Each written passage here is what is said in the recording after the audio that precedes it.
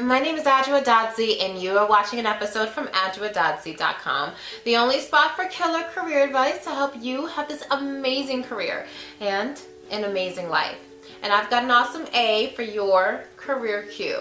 Today's question comes from Martha, and she writes, "Hey Adjoa, I've been with my company for years and thankfully have had the benefit of a lot of flexibility to work from home. Now, I have a new boss and I'm not sure how to run the idea of working from home by her. How do I make sure I get her support? Thanks, Martha." Hey Martha, thank you so much for that question. Super relevant, right? Because in this day and age where you are super accessible 24 hours of the day, 7 days of the week, why wouldn't you be able to work from home, right? Well, maybe not so fast, right? Because I do want to ask you a few different things that I would encourage you and all of our other viewers to think about as you prep for the conversation about working remotely. The first thing I want you to do is really be honest with yourself about why you want to work from home, because your boss is no doubt going to ask you. But even if they don't, it's important for you to establish your why, because that's going to help you sell the idea more effectively, or honestly make you come to grips with the fact that it might be an unreasonable request based on your given circumstances. So why do you want to work remotely? Is it because you don't like your commute? You commute too long? Is it because of childcare issues? Is it because you don't like your coworkers? Is it because you don't like the office space that you even have to work in? Knowing the root cause of why you want to work from home is going to make the rest of the conversation much more productive. Next, let's talk about how you have that conversation with your boss. I have seen the requests to work from home go so off the rails so fast because a lot of times employees just kind of go, I want to work from home and I can get the work done from home, so what's the problem? Okay, that's great, but your boss wants to know that this is a win-win. It's not just about, well, you get to work from home and it's more convenient for you. Am I getting something out of this too?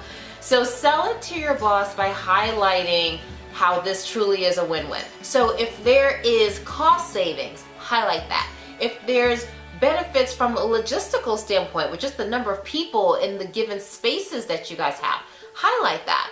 If it's going to be a bigger engagement motivator for the rest of the team, if it's going to boost morale, talk about that. Make sure that it's something that your boss sees and not just being beneficial for you, but also beneficial for the broader group. Now, the third thing I want to talk about is taking the time and making milestone touch points along the way. Your boss may say, sure, but nobody likes to be locked into anything. So if circumstances change or if something happens and they don't like what they're seeing from you, you gotta know that there needs to be that conversation. So I would recommend that you be proactive when it comes to that. Offer up, if you don't already have a formalized work from home policy or practice at your workplace, offer up some cadence around when you can revisit how this is working out for you, your boss, and for the team. I would recommend increments at 30, 60, and 90 days. So even if your boss says, oh, I'm not sure about that, then you can offer up, hey look, you may not be totally comfortable with me working remotely. How about you just give me 30 days and then let's revisit. And if you're seeing things that you don't like or seeing things that are concerning, let's talk about it.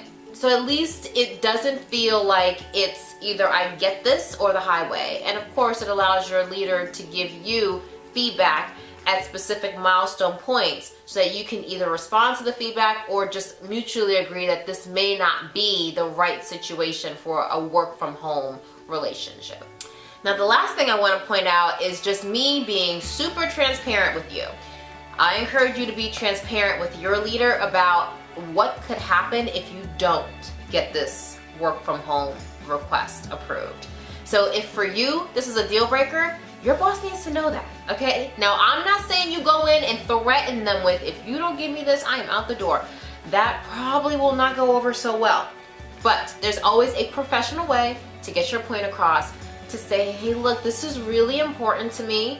This is something that I do consider a core aspect from my own productivity, my sanity, my ability to be effective and engaged at work. Can we talk about this? And if it's more of a preference than a requirement, then state that. because we all need to be transparent and upfront around, hey, if this can't get approved, your boss shouldn't be left high and dry. And obviously if it does get approved, then it's just an extra cherry on top of a sundae that you're pretty happy with anyway. Your boss will respect your transparency. They'll respect your candor. Just always make sure you're being professional. Balance your honesty with professionalism at all times so that your boss doesn't feel like they're backed into a corner based on your request.